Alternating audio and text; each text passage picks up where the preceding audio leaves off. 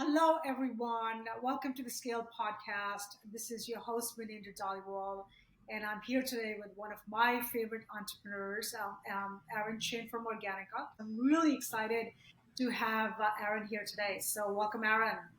Awesome. Thanks so much for having me. And So, Aaron, let's start at the beginning. Tell us Mhm. about the origin story of Organika. I know it's a family company. When you became involved, how you became involved, and what was that experience like?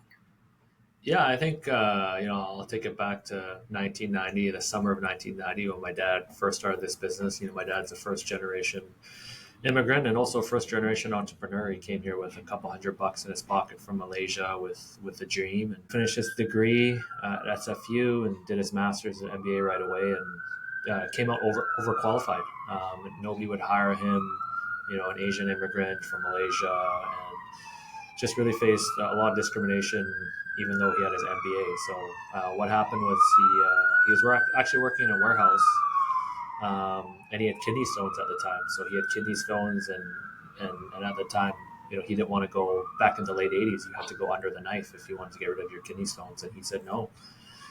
Called his friend in the natural health industry, Kim, and he said, "Hey Kim, what can I take?" His friend said, "Take a cut of turmeric, which is an anti-inflammatory. Mix that with a pound of parsley, which is a diuretic. Mix that with juice and water, and your stone will pass."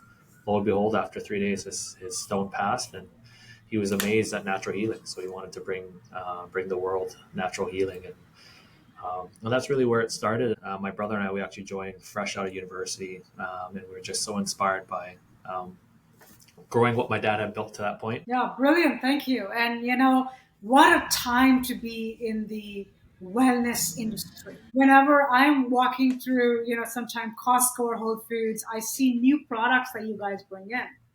And they are just exactly what you would be looking for and not know that you're looking for. So how do you find and refine those new products? How do you launch them? What is the process for getting them so right for so many times in a row? Yeah, I think for us is just getting back to basics of listening to your consumer. I think a lot of what I see other brands do is they try to say, hey, like they try to force a product down your throat, where we try to really listen, and through social listening and different platforms and trade shows around the world and different relationships, we really try to see, okay, what does the consumer actually need, right? And how can we communicate it in a way that's easily understandable? Because I think what's unique about Organica is that 95% of our natural health industry tries to tell you why their product is the best and why their brand is the best and why their science is the best. But 95% of consumers don't care about that. They just want to know how the product's going to help them, because the natural health industry is inherently already so confusing that only somebody usually with a PhD or a MD or a science degree can understand what the heck like 90% of the customers or 90% of the companies are saying about their product, right? So we just try to keep it very simple and make sure we always have our pulse on the customer, because in a consumer industry, we need to understand that, hey, the consumers are the ones that are going to tell us what they need and when they need it. Yeah. And I think that's a really, really good point. So anybody listening who's actually launching a new business, you have to do this in the beginning. You don't have a choice. And you've kept that innovation as part of a culture, even though you are Mhm. a publicly traded large company. So is there a specific way that you would go and run us through maybe a generic product when you find out that either a product needs to change or a new needs to launch? What is some of the steps that go into it? Yeah, I think for us in new product launch, we'll hear, if we start hearing feedback, right? Like, hey, the customer keeps asking for this, keep asking for this. You hear it enough times, you got to start doing your research, and then you'll go on their different platforms and see, okay, like what's the total addressable market? And then we'll look at the competitive set. Do we have a right to win? And then we look at the back end of, like, okay, can we also be price competitive, right? I think and then after that, it's like, hey, is there actually demand from our current customer base, like our retailers, our end consumers? Have we reached out to them and let them know, hey, if we came out with a product with this, would you buy it, right? So I think there's different phases and different stages that you want to make sure that you don't just guess, because launching a product is pretty expensive. So you want to make sure you hit the nail on the head and you've done your homework and your business case before on why you have a right to win. Yeah. So is there something like where you would just be completely sure before you launch a product, or do you do test in different markets with different types, or is it you have enough staff members that you can do all the tests internally now? Yeah, I would say it's a mix. I would say for probably 70% of our products, we know when we have the business case all lined up, we know it's going to do really well. Then 30%, I feel like to be a successful company, you still need a test. You might not be totally sure about something, but you still need a test. And I always look at it this way: is worst case scenario, you try it and the product won't be there tomorrow. It's like no harm, no foul, right? So I think Yeah. having that willingness to take risks and having that willingness to fail also helps you refine a lot over the years and really get a lot cleaner and better. But I think you can. I always say you can think about a product and you can think about it too long and think about how you can make it perfect. And by the time you're ready to launch, you're 2 years past everyone else already launches and establishes themselves in the market, right? So I think for us, a lot of times, speed is your friend. Mhm. Is there any case that you can share where you thought something would work and it didn't work, and another case where you were lukewarm or something, but it just took off? Has that ever happened? Yeah, yeah. I think our first foray into protein. This was probably like 8 or 9 years ago when we first joined the business. We thought we could make some waves in the protein by making a premium protein. It was all organic, tasted incredible for a plant-based protein, had 8 different medicinal mushrooms, had your probiotics and your prebiotics before prebiotics were even hot. And our price point was just way off. Like we just priced it way too premium, way too high, and not enough servings. And what we realized at the time is, most consumers that are taking protein are just literally looking at the protein content because they're just trying to get protein in. They really don't care about all the other bells and whistles that we thought they would care about and paid premium more for it, right? So that was a total flop. That was a good learning and lesson for us. We spent a lot of That's money and brilliant. Yeah, I we, mean, we sometimes you can give consumers better than what they want, and they don't know what to do with oh, it. totally, totally, totally. No, that is Um, interesting. Yeah, very good. yeah, so I think your part to your question, something that we're lukewarm that did really well. I think for us is our hydration line. I think it was definitely a test for us because we looked at the market at the time and we saw nobody was really doing it, but we saw a lot of the signs that we actually saw in collagen when we first launched collagen and grew it to the category it is today. It's like a lot of the same fundamentals of, hey, people are taking this product, they're going to take it every day and they're going to take a lot of it because they're starting to realize, hey, water is not enough.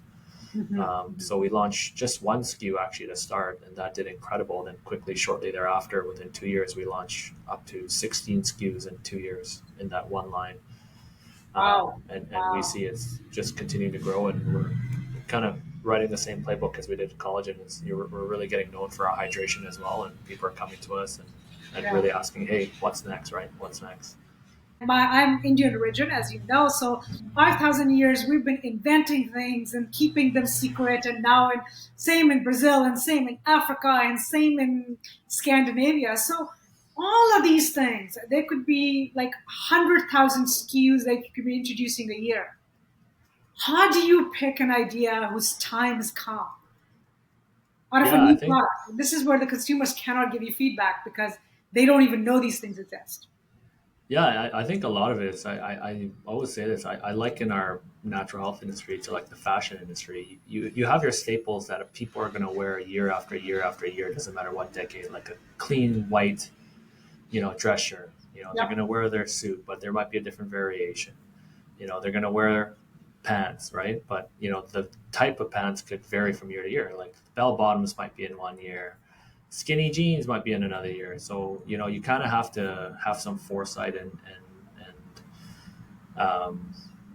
I would say really keen eye for seeing kind of what's next and seeing the early swells of what could potentially be what's Yep. happening. And then I think a lot of times as well, you look around the world, right? Because I think we're a very global company in the sense that we look around the world, we source our products globally, we go to different trade shows around the world, so we see what's happening in other places, and okay, and then we do our analysis, see okay, is it actually going to happen here? So a lot of times, like I said, we'll take those little bets and we'll see how it does and if it pays Mhm. off or not. I like to say we're right most of the time, but Mhm. it goes through a lot of iterations and a lot of business case and a lot of debates. Let's put it that way. Yeah, I mean, spotting trends, and I could tell you in two things that I keep an eye on. So, workouts.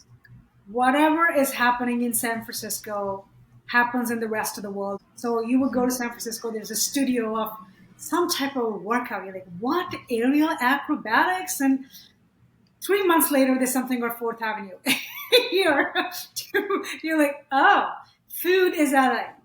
So there's a Mexican dish. It's a combination. It's like a reinvention of a dish. LA, I see it first, and then 8 months later, it's in Toronto, and then it's everywhere. So there is some areas that are almost like they invent the trend. So is there some area in food, some geography that you're watching right now, either for ingredients or trends? Yeah, I'd say for us, you know, U.S. is obviously a big trend there, like you mentioned. Mhm. But I would also say globally, right? There's different pockets. Like for example, collagen was fairly new here like five years ago, but now it's everywhere. Yeah, But in Asia, they've been having collagen in gummies, their chewing gum, their waters, everything for like hundreds of years, right? So it's not anything new to different yeah. places. It's just how can you make sure that the consumer will accept it in a different part of the world, right? So yeah, I think we definitely draw inspo from around the world. I think it's good to make sure you're getting a global sense of what could be next. Yes, yes. And what about supply chain of these things that come from all around the world? And does it happen that the products are really popular and then they don't exist anymore because something's happened to the supply chain? Uh, Yeah, I think it's for sure happened before where it's basic economics of supply and demand. Supply gets less and demand gets too high. It's harder, more expensive to get.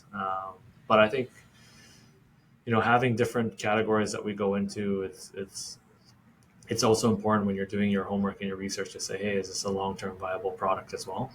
Because yeah, you might have something incredible, but if it's like $200 a bottle, nobody's buying it. Like it yeah. doesn't matter how much money they have. Even the richest people don't even want to pay $20 for a bottle, right? So Right. I think that's important to make sure it's a price point that people feel comfortable that they'll actually take and try. That makes sense. Oh, that's and when it comes to you work through retailers. I see you every store Mhm. I go into. You work through retailers. Is there? And then there was a lot of subscription plans that come and go. So, what is the go to market and the distribution that you think is optimal? It's one for you, but do you change it up for new products? What is your opinion on that? Yeah, I think it really depends on where we think the product has a right to win, right? The channels are so different in Canada. Like there's retail, there's food, drug, mass retail, your big grocery chains, and then you have your specialty, your smaller mom and pop retailers that are obviously a lot farther ahead in terms of the trends, and then you have online. So I think it really depends on where we think we have a right to win in that specific channel. Mhm. And that's where we'll launch this specific product, right? So a lot of times we'll only launch a product, in retail, in one specific retail or online only, right? And really see, okay, does it have a continued chance at being in other channels, or do we just keep it in this channel? Because I think the worst thing you can do is just force something in somewhere where that specific demographic and who shop there aren't going to be ready, or they're 2 3 years away from ever buying this product. So I think it's also making sure you're doing your homework on Hmm. which channels you can launch into. Hmm. That's fascinating. Well, how about demand generation? Like you read the market and then you launch a product, and something like Gatorade. It's all about they just focused on athletes, and it's like every kid that sees a LeBron with a bottle is like, Yeah, okay, I'm going to go drink it. So, is there anything like that you've ever looked into? Like, it's called influencer marketing before there yeah, was yeah. such a thing as an influencer. Yeah, I think Canada is very unique in the sense of we don't have a big celebrity culture like there is in the U.S. Like there's been a ton of U.S. companies that come up to Canada and they try to run the same playbook they do in the U.S. and market and essentially, let's get the biggest celebrity, let's slap them on every single TV ad, let's slap them on the bottle, let's slap them on the campaign, and let's stack them high and let them fly. But it actually doesn't happen in Canada, Yeah, and a Canadians lot of are it. less by glitz. Totally, totally. And I think, just talking to a way to the Canadian consumers that resonates with them is also very key. Yeah, Because, I would say Canada as a country is also a very humble culture, humble people. So that's why they're not enamored by all these bells and whistles and these lights and flashes from these brands that try to come in, right? So obviously, there's a portion of the population that is, but I would say the majority of Canadians are very humble people. what are the trend lines that you're seeing in the next, quarters and decades of, and where do you see all this going? Like, how big could this get? You don't have all the consumers in the world consuming organic and health food at this time. Not yet, but we're going to work on it. I think where I see the industry going is it's very positive, right? I think if COVID taught us anything, is you have to take care of your health. I think there's a lot of signs before of really people taking their health seriously, and you have a whole new generation as well. This younger Gen Alpha, Gen Z generation that grew up just being healthy and having health accessible. Like, it's no longer you got to go out and try and find it. They just expect it, in their menus. They expect it in their catering. They expect it in their lunchrooms. It's just one of those things where it's an expectation, right? So as that happens and the new generation rises up, but also the older generation, let's say the Gen X's and the baby boomers, they're all taking their health seriously, because I think the biggest thing that I've seen in the market is people just want to live healthier longer. Not necessarily just longer anymore, but they want to live healthier longer. They want to live fuller lives. They want to live more active lives. So people are sacrificing things like going out for that extra dinner a week outside of their house, and they'll spend it on their supplements instead, right? I think that's the strength of the industry, is people are now saying, hey, it's no longer an additive in my food. It's actually part of my staples that I need to buy on a monthly basis. Um, so yeah, I only see this industry getting bigger, and as we see Canada also step up in the next global scale in the next few years, I see there's more opportunity for us globally as well as a brand. Yeah, yeah, absolutely. And it's when it comes to trends, where I go to a fair number of conferences, and I have to tell you, the food in those places have changed, and it was never a dollar thing. Like, they spent a lot of money, always did, but they spent money on different things. It was like, oh, this cheese came from this monastery in Italy. So, like, okay, right? So that's how it would be marketed. This is champagne from this particular place. Yeah. So these are all the hot. So it was not conservative, I'm going to say, or economical spending. But the trends were what they were trying to appeal to, were quite different. I think it's maybe a generational Mm-hmm. change. And now it's all about green juice. And this is where the kale was Mm-hmm. grown and no pesticides. So they want you to attract to a certain food table at these Mm-hmm. conferences. And these are technology conferences, people Mm-hmm. who invest in things and make things happen. Like, all the Mm-hmm. things we see, not just software, but all the innovation came from venture capital. So your Mm-hmm. trend, and it's all about how it is good for you, Mm-hmm. what organs it impacts, how, and then this detail is absolutely crazy now that Mm-hmm. I'm seeing on those things, and it's the shift is literally overnight that has happened, Mm-hmm. and so I think we're all better for it. So thank you for thank you for doing what you do. Let me just personally, from my perspective, and anything when it comes to sort of the we look at the ingredients, and what are the some of the things that you're seeing that people are more interested in, that things that come up where in the future we will see more. So we've done collagen, we've done protein, we've done detoxification for the last Mm-hmm. 20 years in Mm-hmm. different ways. So what are the trend lines you're seeing in the new generation other than general health? Anything specific? Yeah, I think the biggest trend is kind of what we touched on earlier, just longevity. People just want to live healthier longer, right? So if they can make sure they start at a younger age, looking after their health and implementing different vitamin supplement adaptogen stacks that will help them live longer and fuller, I think that's where they're gonna start, Yeah. right? I think people are a lot more educated these days, and also that they know, hey, there's a lot of life to live. Yes, 100%. I mean, when you get to this point, it's like I tell people, forget about other stuff. I just need all the preservatives I can get to keep things as they are. Yeah, So, totally. yeah, and food industry has done, and I think with the we were at a session where we the room was deciding, is AI going to impact the world more, or Ozempic is Mhm. going to, what is going to be the biggest trend line? And of course, we are software investors, so we're all on the other side. But I think the people who were talking about, the junk food levels, it's changed. It's completely Mhm. changed. And in Mhm. Canada, we have I'm going to say, we live in a bubble. We're quite sheltered. But if you ever go to a U.S. department store, the junk aisles are shrunk. They've disappeared It's crazy. in literally in the last 3 to 4 months. Completely change over, Yeah. and so what's software investors. I talk about AI with you. Let's talk about Ozempic and Wegovy. So how do you what's your do you have an opinion on those things? In Europe, it's cultural to shop daily. Go to the grocery store and get their fresh stuff and have non-GMO stuff and walk everywhere. In America, how the city and these grids were built was you have to drive everywhere, right? And then you also have these massive department stores where you do your grocery shopping once every 2 weeks, right? So I think GLP-1 drugs like Ozempic and Wegovy are going to have long-lasting impacts in the whole food system because they also help you lose weight a lot quicker, Mhm. which a lot of people want that magic pill, and finally they have it.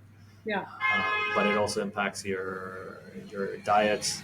It impacts your satiety. It impacts your hunger. Impacts your cravings. So a lot of things are going to change in the food system. I'd say in the next five, if not already, just in the next two to yeah, three years, you're going to see a lot of different body shapes, a lot of different habits change as well. So which will impact these big food companies, and you actually see a lot of these big food companies already launching GLP-1 specific yes, runoffs or shoots offs of yeah. brands that support somebody on that drug, right? Yeah. So. But we've always been looking for a magic pill. This seems to be more, I'm going to say, positive than others because it doesn't seem to have Yeah. side effects. That's what we are Hmm. looking at right now Hmm. is, it actually affects the sleep apnea and the Hmm. diabetes and the cholesterol positively. We Hmm. had magic way of losing weight, but they damaged a lot of other stuff and it Hmm. wasn't really worth it. So, yes. So it's like everybody in California is on it already, and it's like, wow, you go into a room and every, it's yes, there's a lot of thinner people. It's already changed when you sit in a coffee Hmm. shop and look around Hmm. already, and it's been Hmm. less than 6 months or a year that Hmm. this happened. So that is a big change that I'm really excited about, and hopefully there's others which are easier to take and Hmm. people can just have the other health effects. Weight is Hmm. okay, but the other parts Hmm. that make your life better, those are Hmm. definitely good. And Hmm. yes, in US we experiment a lot, and we've been Hmm. experimenting with people and food since the Second World Hmm. War, when longer shelf life food was invented. It went a little too far. So, as what Hmm. we are seeing with the Ozempic and weight loss, and most of this, you discovered by accident. They weren't even looking for Hmm. this. Has something similar happened in your product launch? You're like, we launched a product for this, but this is an amazing side effect. Let's make this about this. Has that ever happened? Yeah, I think for sure. I think, well, it didn't happen to us specifically, but I know in our industry, berberine is called Nature's Ozempic, and it just took off this last year, and everyone's been buying it because it has the same impacts on your blood sugar and your and everything that Ozempic would, but natural. So I think that's a product that continues to see a lot of growth. Oh, brilliant. Yes, I think, yeah, I did not know that. That's something new I learned. Totally, totally. So, Aaron, anything that you want to say to somebody who may be launching in the similar business now or a similar product, or things that you think somebody who's launching a consumer product now should know? Yeah, I think number one, listen and talk to your consumers. I think that should be a daily practice of whoever's leading the business, no matter how big your company gets. If you're not connected to the consumer that you're serving, how can you really call yourself a consumer brand? I think the next is surround yourself with really good people, right? I think for me, I'm very blessed in the sense of I have a really strong team that is really believes in the mission and vision of Organika and continues to push for new heights. I think that's always important because there's no such thing as a one man band, and if there is, they're not very popular or very big. Um, and the third, I would just say, is believe in your vision and mission, right? Like the whatever you set, if you don't believe in it, nobody else will. So you're going to be the one that's going to be driving, um, your vision, your strategy, and how you really make it in the market, right? So I Ah, think that's a big part of it. brilliant. I mean, talking to consumers, honestly, every founder can use that no matter what business you're Hmm. in. Hmm. Without that, you don't have a whole lot. So, Aaron, thank you so much for your time. You're a super busy guy, and thank you for making the time. I always appreciate everything you do for the community, and you do a lot. And thank you so much for everything. Keep up the good work.